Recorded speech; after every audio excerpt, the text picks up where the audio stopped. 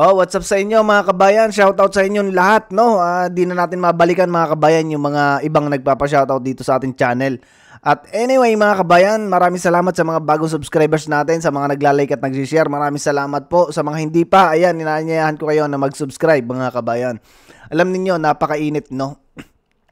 Ng response ng mga OFW mga kabayan dito sa sinabi ni Juan Ponce Enrile mga kabayan.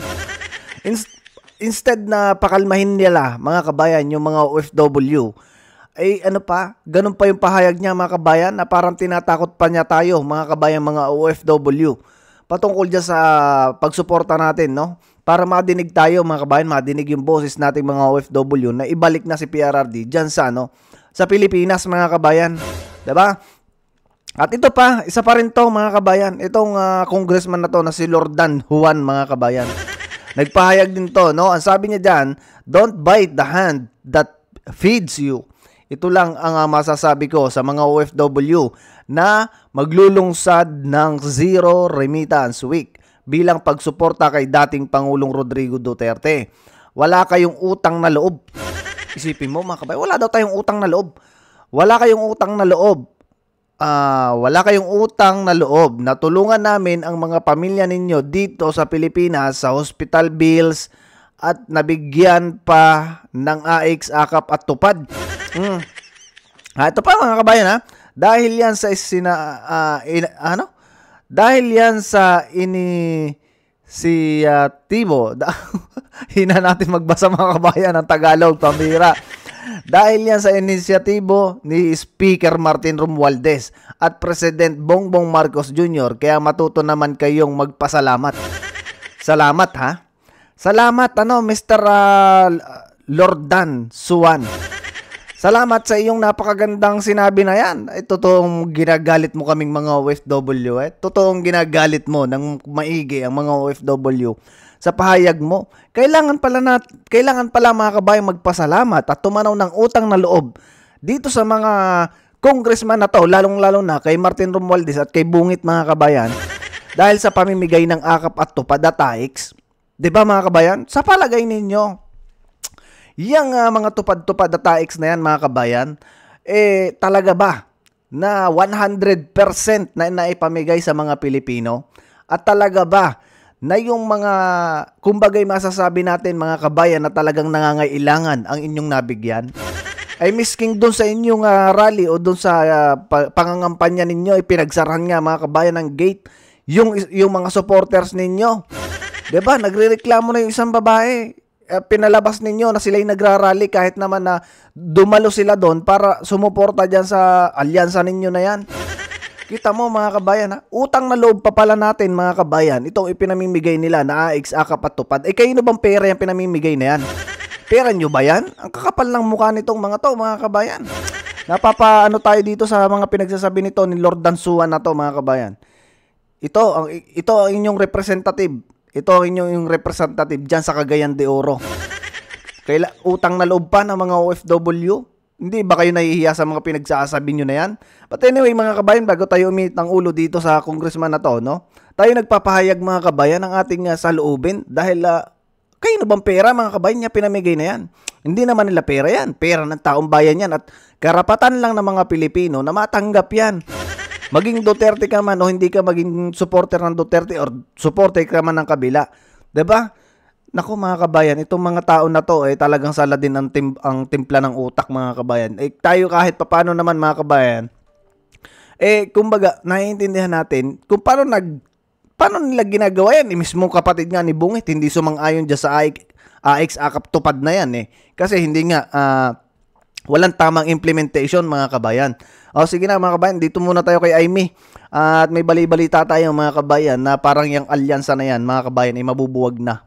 'Di ba? Parang yung alyansa naririnig natin mga kabayan na hindi na alyansa. Magkakawatak-watak na mga kabayan dahil sa nangyari na yan. Sa ginawa nilang desisyon na ipadala o ipakidnap si PRRD at padala dyan sa dahig. Ito mga kabayan, sabi ni Amy Marcos, no, kapatid na to ng presidente kapatid na to mga kabayan, itong hindi sumasama na to. Ang sabi niya dyan, hindi ko na magagawang mangampanya at tumungtong sa iisang entablado kasama ang ibang iba pang kasapi ng alyansa tulad ng aking sinabi mula sa simula ng panahon ng halalan. Mananatili akong independyente kasi mga kabayan, naramdaman niya, no? Minapanood tayong nangangampanya, namimigay ng mga t-shirt. Walang pumapansin mga kabayan na Pilipino. Dumaan sila doon, walang namamansin mga kabayan. Lagpas-lagpasan sila doon ng naglalakad na tao.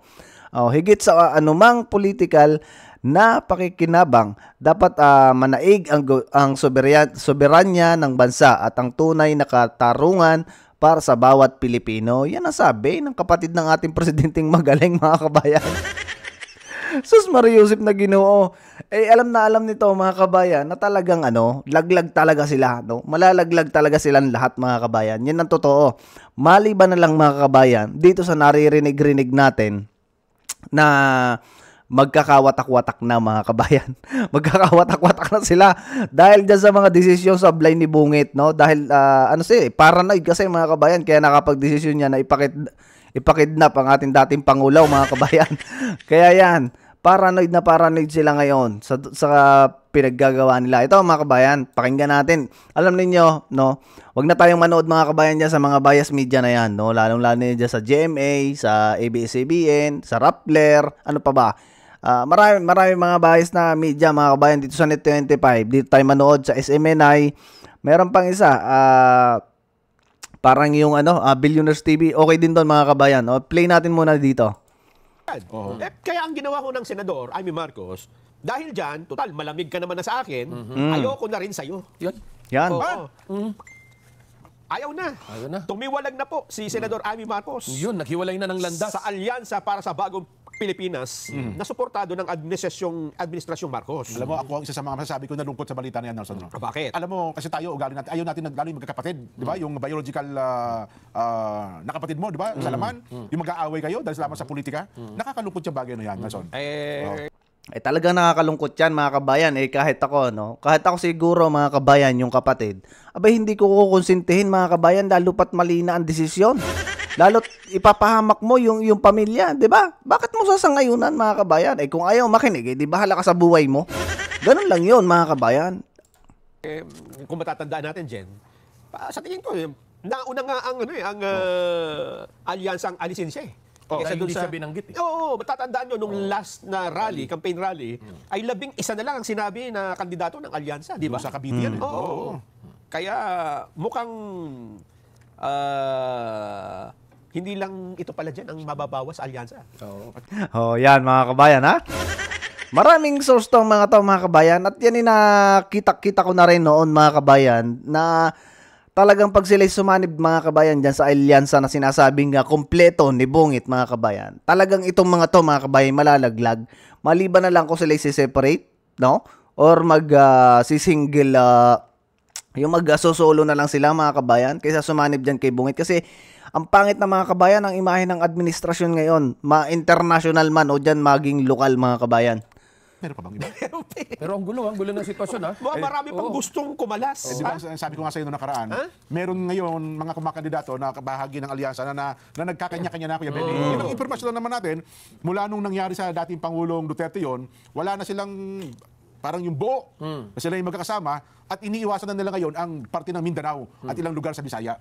Kasi lalo na nga po, pagka-identified nila na baluarte ng mga Duterte, hindi makapagkampanya itong grupo ng alyansa ng Bagong Pilipinas. Kilala mo ba yung dalawa pa na in the coming days, baka kasi ito hindi pa naman direktang nagsasabi. Pero medyo may watig lang. Ito, maintindihan ba kung bakit Sino yan? Una, Senador Pia Cayetano. Maintindihan mo. Maintindihan mo kasi kapatid niya si Alan. Yung Alan Cayetano naman. Supporter. So, understandable. Kinakanta ko pa naman yun. Alin? Yung Pia Cayetano. Hindi mo pwedeng Dante Marcoleta. Galit sa'yo si Congressman Dante Marcoleta.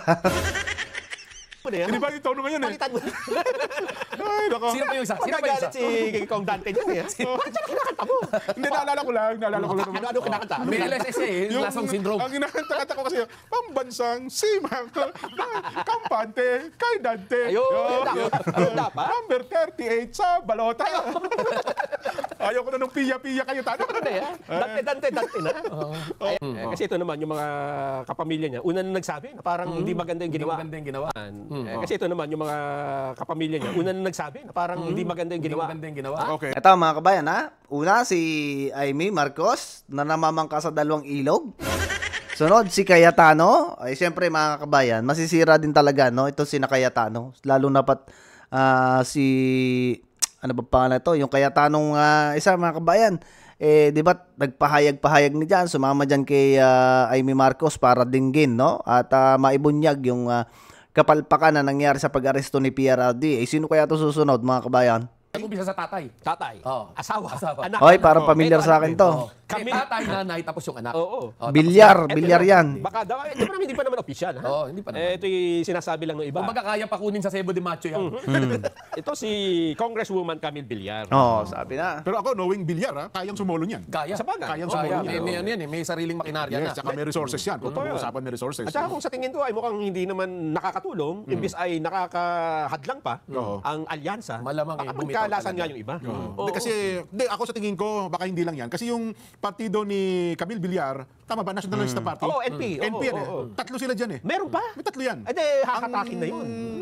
At siyempre, ang inaasahan nila dyan ay ang pamilya Manny Villar at saka si Cynthia Villar. Sa funding, Kung ang pag-uusapan ay funding, hindi ko na sasabihin ko sino. Alamin na lang. Sino yung Sino NP? sa tatlo ng miyembro dyan ang kapartido nila sa NP rin. Naku po. Yun lang naman ang, sana, mali tayo. No?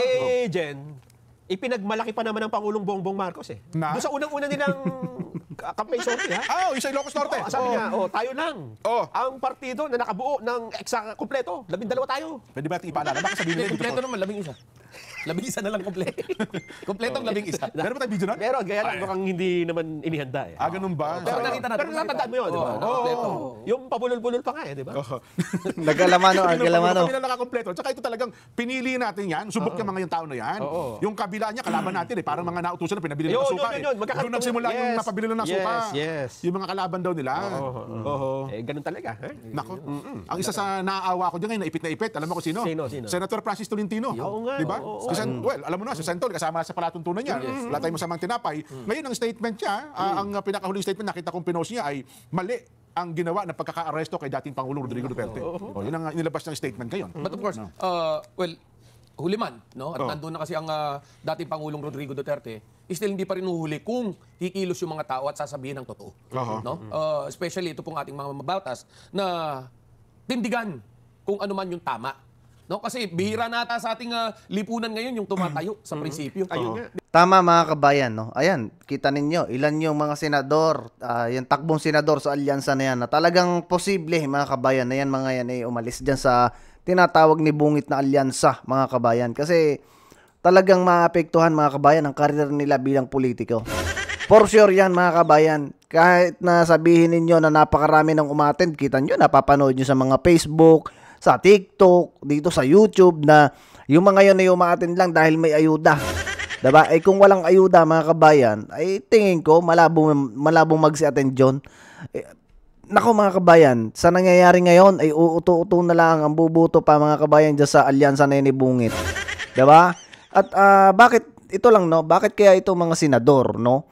Hindi gumawa ng petisyon. Bakit si Gringo Hunasan pa at saka si Congressman Marcoleta ang nangunguna ngayon at nangangalap ng perma no para magpetisyon diyan sa ICC na si PRRD ay ibalik sa Pilipinas no. Ano kayang ginagawa nitong mga mambabatas na to?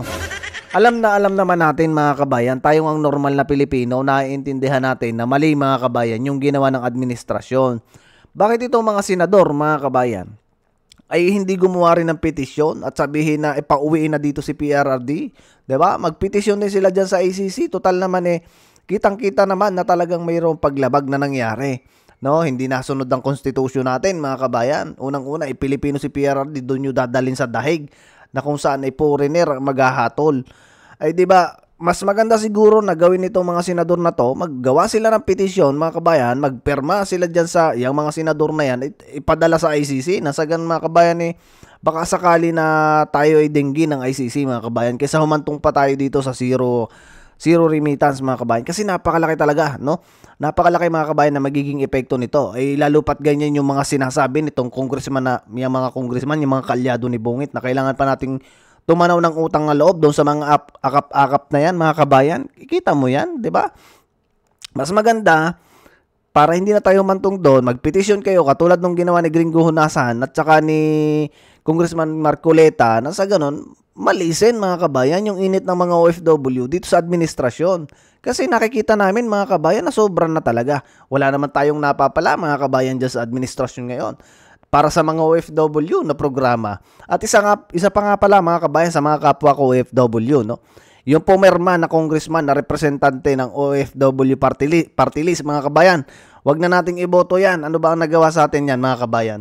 Diba?